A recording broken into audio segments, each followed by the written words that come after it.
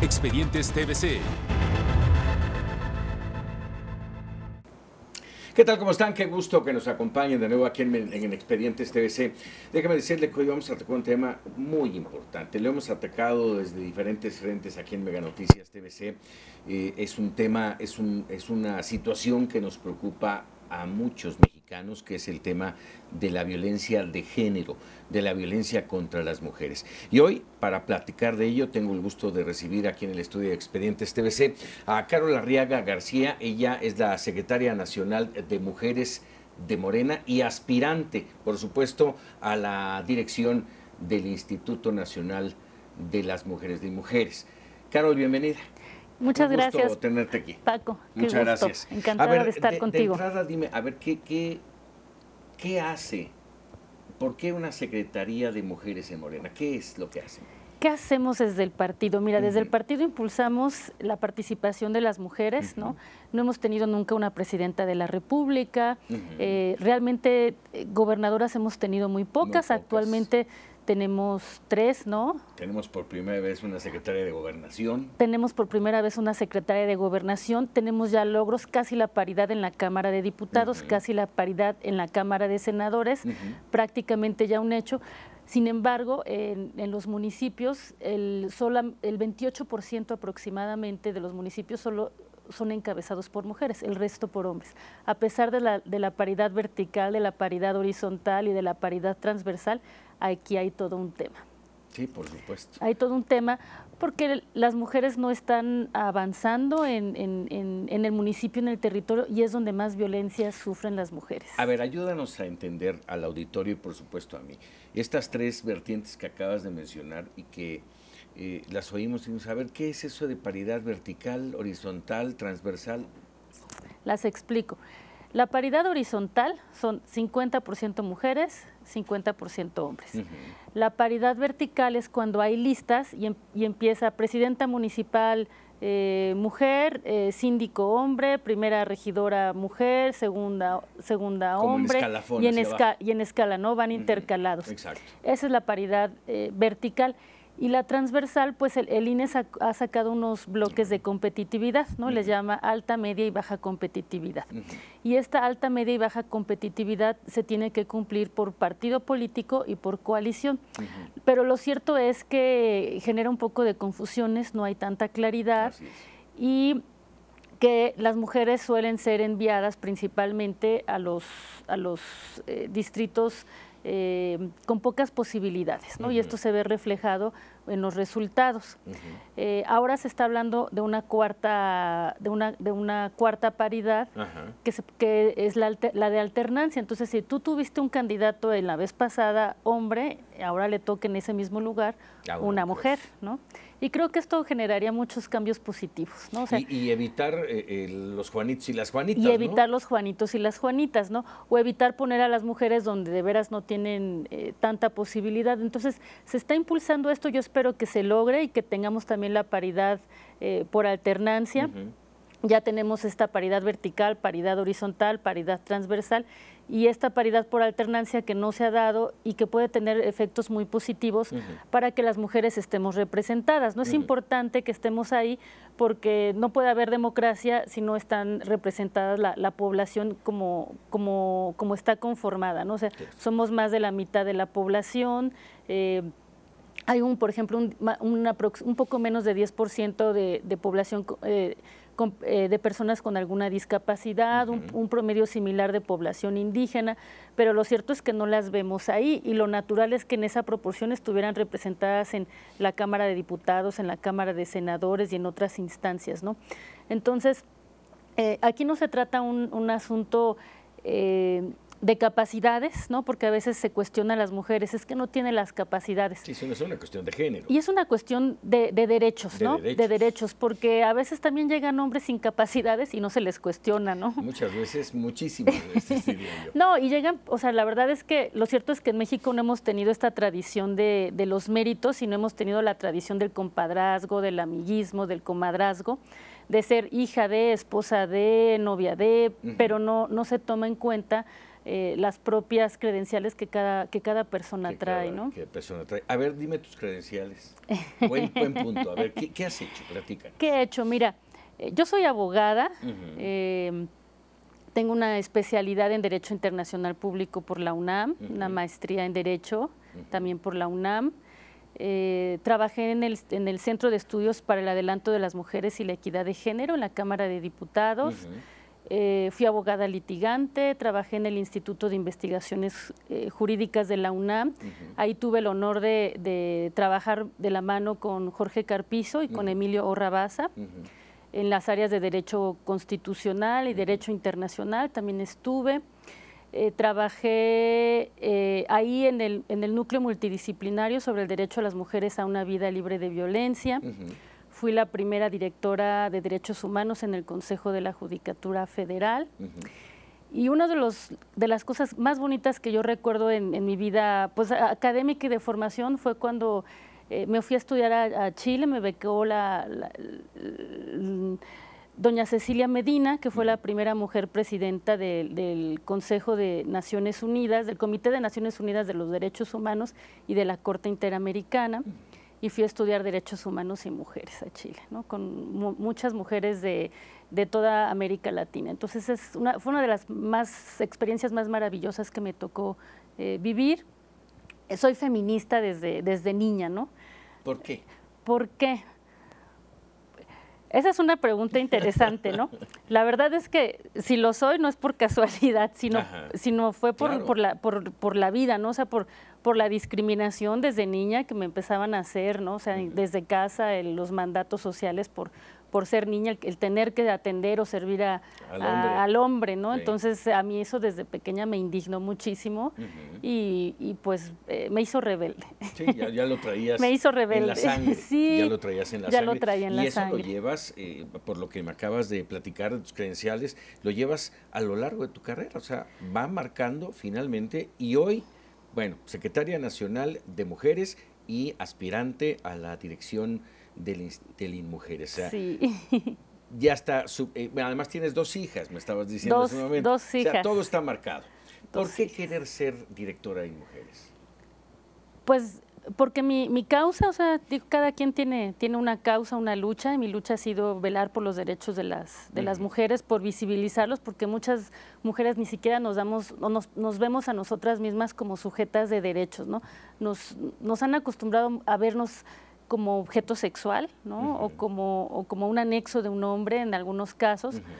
Pero lo cierto es que no es así, y muchas mujeres a veces como está tan naturalizado, por ejemplo, cuando va una mujer en la calle y le gritan mamacita o le echan un piropo, le dan, y luego va una nalgada y después de la nalgada un roce y después del roce una violación y puede acabar hasta en un feminicidio. Es un proceso difícil de entender, ¿no?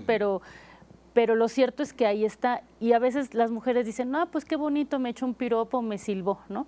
Pero no se dan cuenta que detrás de eso hay una falta de respeto que es la antesala a la violencia, ¿no? A muchas otras cosas. Y los hombres también, y mira, no es cuestión de criminalizar a los hombres tampoco.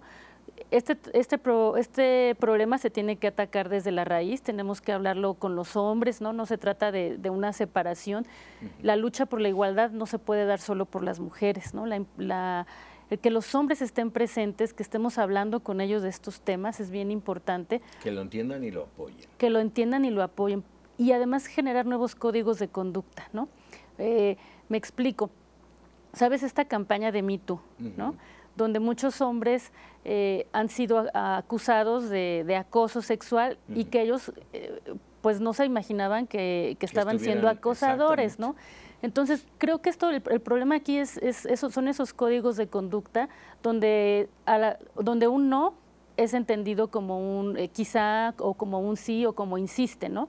Entonces, creo que las mujeres deben de decir que un no, o sea, tienen que tener en su mente que un no es un no y que un sí es un sí, ¿no? Entonces las mujeres, pero también los hombres, sí, ¿no? O sea, creo que ellas deben de decidir sobre su cuerpo, decir, o sea, no tener pena de decir, o sea, me gustas, me atraes, ¿no?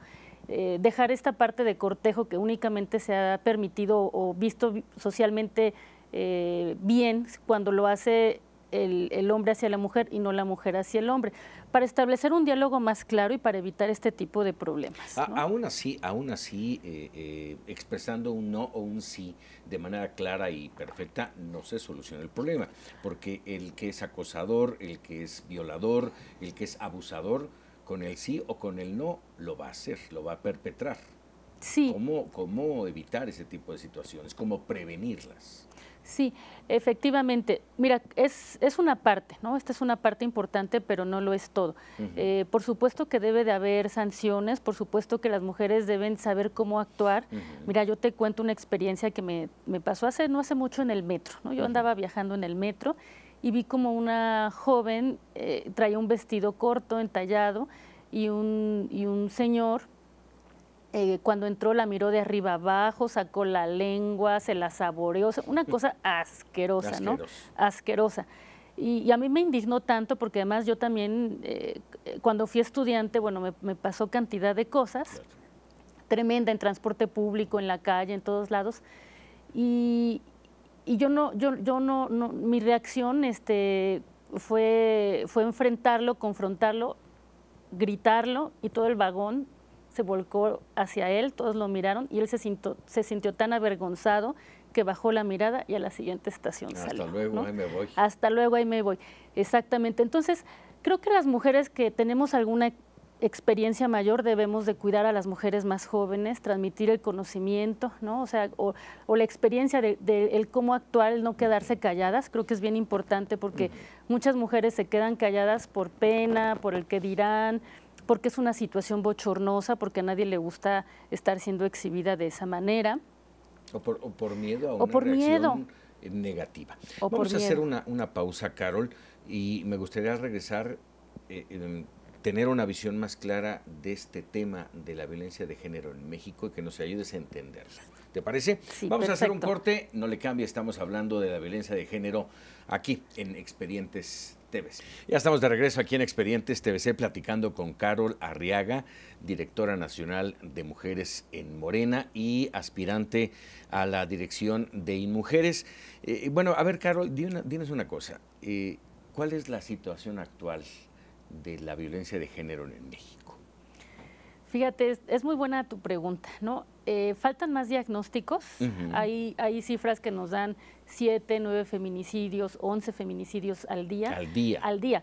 Lo cierto es que esa cifra en todo caso es un mínimo, ¿no? Pero el máximo hecho, no lo podemos saber, ¿no? De hecho, hay una situación polémica de qué es feminicidio y qué no lo es. Claro. Mira, el feminicidio es ese asesinato a las mujeres por el hecho de ser mujeres, que tiene una cuestión sexista, es un crimen de odio hacia las mujeres, es un crimen que viene muy a menudo por parte de la pareja o la expareja, o que tiene que lleva alguna violación, una mutilación, ¿no? Sexual, ¿no? Es un crimen de odio, finalmente, ¿no? Que es muy diferente a un homicidio, por ejemplo, si en una balacera y matan a hombres y mujeres por igual, eso no es un feminicidio. O sea, no por ser una mujer de inmediato es un feminicidio. Pero, por ejemplo, me platicabas hace un momento fuera del aire, si una mujer muere cuando cae, cuando es empujada, al menos así lo entendí, cuando es empujada en una escalera y se determina que fue muerte accidental. Pero ahí es un feminicidio, porque si quien le empujó es su pareja y le hace parecer que es una muerte accidental, pues ahí hay una cifra negra que no podemos determinar de lo que son los feminicidios, ¿no? Porque se están reportando como muertes accidentales y no como lo que realmente es. Siempre hay antecedentes. Antes de un feminicidio hay antecedentes, hay situaciones que van marcando hacia dónde va.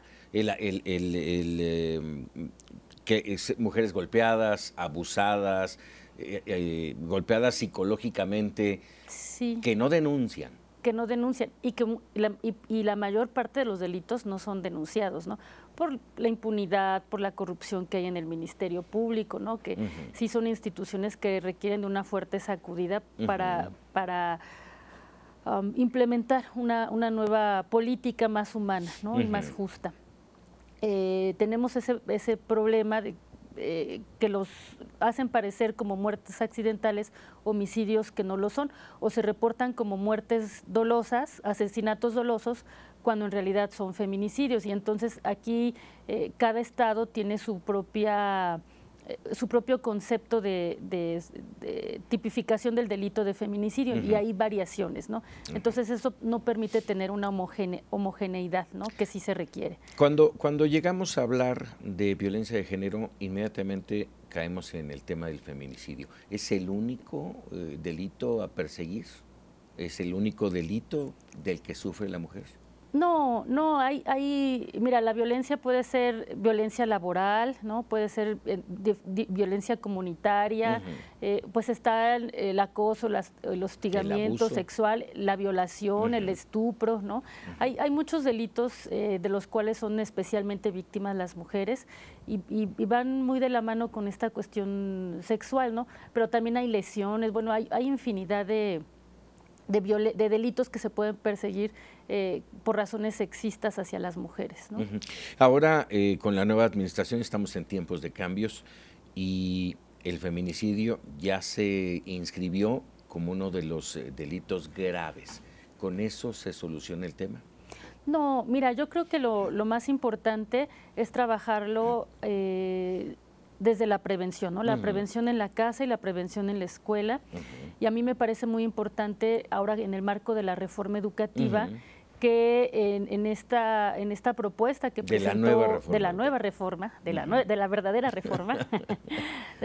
reforma, Andrés Manuel López Obrador plantea que la educación sea democrática, ¿no? Y a mí me parece esto un gran avance, que entre los niños, o sea, participen, hablen de estos temas, se hable de la igualdad, de la equidad, y que se vaya construyendo una política educativa de respeto a los derechos humanos, de respeto a las niñas, y creo que esta política tiene que implementarse también en la casa, ¿no?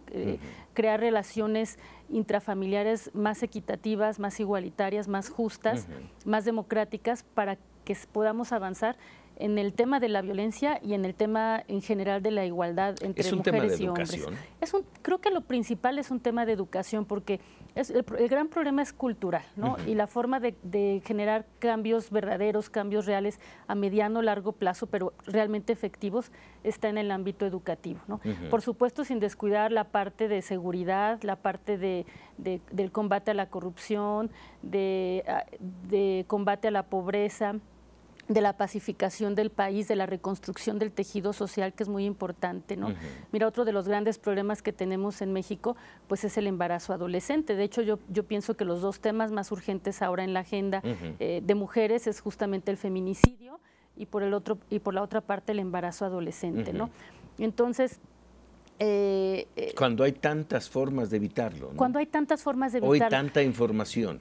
Yo creo que lo mejor, o sea, para atacar un problema no es tomarte la pastilla para que no te duela, sino cuidarte para que no te enfermes, ¿no? Y entonces, ¿cómo no te vas a enfermar? Pues teniendo una buena educación, reforzando los valores de la igualdad, de la justicia, de la libertad, y que la mejor forma de hacerlo, sin duda, es en la educación, tanto en la casa como en la escuela, ¿no? La escolarizada. Evidentemente ustedes, y bueno, tú, Carol, con tanto tiempo metida en estos temas, has identificado las zonas de riesgo. Yo te preguntaría, en este tema de las zonas de riesgo, ¿hay más riesgo dentro o fuera de la casa?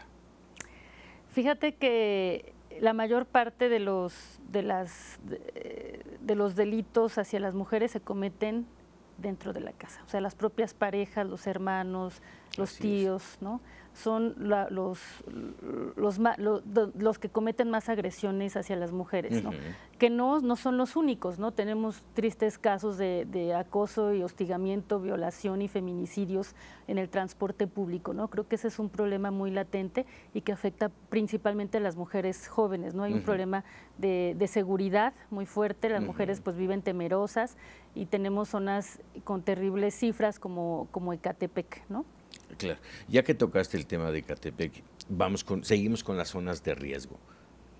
Tenemos 32 entidades en el país donde hay más riesgo. Fíjate que es una pregunta muy difícil de contestar porque yo te voy a decir que uno de los principales problemas que enfrentan las mujeres pues es la violencia que genera la pobreza, ¿no? La violencia económica que sufren, el no tener medios para subsistir, medios que además generan una dependencia total y absoluta hacia sus parejas, que les impide quizás salirse de sus hogares cuando viven violencia física o de otro tipo, porque no tienen la forma de abastecer sus propias necesidades, ¿no? La necesidad de alimento, la necesidad de vestido, la necesidad de techo. La pobreza, entonces, que ya hablaremos del tema. Y esa creo que es esa pobreza que se traduce en violencia económica es la principal causa, la principal violencia que debemos de atacar, ¿no?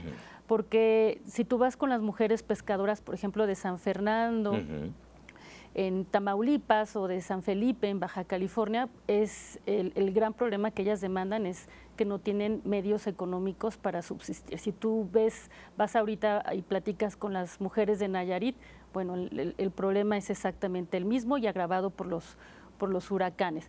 Si tú vas con las mujeres de la Mixteca en Oaxaca o de la Huasteca en Hidalgo, por ejemplo, es exactamente el mismo problema. No hay fuentes de ingresos, no hay trabajo, no hay empleo. Y eso, esa violencia económica, la feminización de la pobreza, que a lo mejor los indicadores actualmente no están trabajando, la dependencia económica de las mujeres y la pobreza que eso genera. A ver, y aquí te voy a poner un ejemplo bien interesante. Sí. Las mujeres que tú piensas que son de clase social muy alta, viven en muchas ocasiones en verdaderas jaulas de oro, ¿no? Y entonces y con los mismos riesgos o peores. Los mismos riesgos o peores, exactamente, ¿no? Entonces, la verdad es que aparentemente tú dirías no tienen riesgo. No tienen riesgo y no son pobres, pero la realidad es que si vemos la pobreza o la analizamos con perspectiva de género, ellas sí son pobres. A ver, en este entorno, dos puntos que me gustaría que tocaras, nos quedan muy poquitos minutos, pero uno es el bienestar para acabar con la pobreza, de acuerdo con la administración de López Obrador, y la otra es cómo empoderar, esto que tú estás mencionando, pueden ser muy ricas, pero no están empoderadas, ¿cómo hacerlo? Es que no son ricas ellas, son ricas sus parejas, sus familias, y dependen económicamente de ellos, ¿no? O sea, generalmente de su pareja o de sus relaciones familiares. Lo que las puede hacer esclavas. Pero realmente pues son esclavas en jaulas de oro, ¿no? O sea, pueden estar en auténticas jaulas de oro, pero no tener ese empoderamiento económico tan necesario, ¿no? Por eso yo te decía que la principal forma de empoderar a unas mujeres es a través de su economía, ¿no? De darles esta autosuficiencia económica. Y a partir de ahí ya puedes derivar o atacar muchos otros tipos de violencia. Seguramente hay menos denuncias de esas mujeres que de la gente humilde, pobre. Claro, claro. Y el bienestar dentro de esta política pública que ahora se está implementando, ¿sí será la respuesta para este tipo de cosas? Mira, es muy importante para el gobierno de licenciado López Obrador la reactivación de la economía, ¿no? El trabajar en cooperativas, el trabajar de manera comunitaria, ¿no? El favorecer las empresas mexicanas, las pequeñas y medianas empresas mexicanas, que pueden ser desde pequeños negocios, y el trabajar con cooperativas. Creo que esto va a ayudar muchísimo a la economía, y creo que es la forma, es la apuesta que tenemos que hacer para sacar el país adelante, ¿no? En este tema de las apuestas... Imagínate, podríamos tener a mujeres exportadoras de artesanas, ¿no? O sea, sí, claro. ¿no? Entonces creo que hay un gran potencial ahí, ¿no? En este entorno, a ver, en caso de llegar a la dirección de InMujeres, Carol, ¿cuáles serían tus prioridades? Mira, las áreas prioritarias que yo veo son la cuestión de la salud, seguridad pública y educación, ¿no? Como las áreas más importantes o las áreas llave, sin dejar de señalar algunas otras áreas, ¿no? Seguridad pública, y acceso a la justicia, que es importantísimo. La cuestión de la economía y trabajo, o sea, las mujeres, el combate a la pobreza desde una perspectiva de género, el hecho de tener aportar sobre todo a las mujeres más abandonadas. O sea, yo aquí sí soy de la idea de primero las más pobres, ¿no? Las más necesitadas, y que eso no incluye no solamente a las mujeres de las clases sociales más bajas, sino también yo te decía, o sea, las clases que en principio podrías tú considerar que son las clases sociales más altas, pues también tienen necesidades muy específicas que no se están considerando y que no se están viendo, ¿no? Entonces es como quitarnos ese velo y abordar, o sea, y tratar los derechos no de un sector de mujeres, sino de todas las mujeres en su amplitud, ¿no? Esas tus prioridades. La cuestión de salud, Ajá. que es muy importante en términos de derechos sexuales y reproductivos, y no solamente aquí puede entrar la cuestión de la interrupción del embarazo, sino la violencia obstétrica, el acceso a métodos anticonceptivos, la educación sexual, ¿no? Y la última sería la parte justamente de educación para la igualdad. Esas son tus prioridades. Ahora, sí. ¿El reto? El gran reto es hacerlo realidad, ¿no? Hacerlo realidad y la inclusión de todas las mujeres a partir de sus diferentes necesidades, sin importar su religión, sin importar su etnia, sin importar si son indígenas o si son urbanas o si son rurales, sin importar si son universitarias o no tienen estudios, sin importar el partido político, su ideología, ¿no? Aquí finalmente todas las mujeres estamos en una discriminación sistemática no visibilizada. ¿Y ya te viste en la dirección? Ya me vi. Me parece muy bien. Carol, te agradezco muchísimo y estamos pendientes de la decisión que tomen en los próximos días. Muchísimas gracias. Es Carol Arriaga, directora nacional de Mujeres de Morena y aspirante a la dirección de InMujeres, platicando un poco de un problema que es verdaderamente complicado y grave. Y bueno, pues ahí tiene usted para tomar su mejor decisión. Muchas gracias. Gracias por estar con nosotros aquí en Expedientes TVC.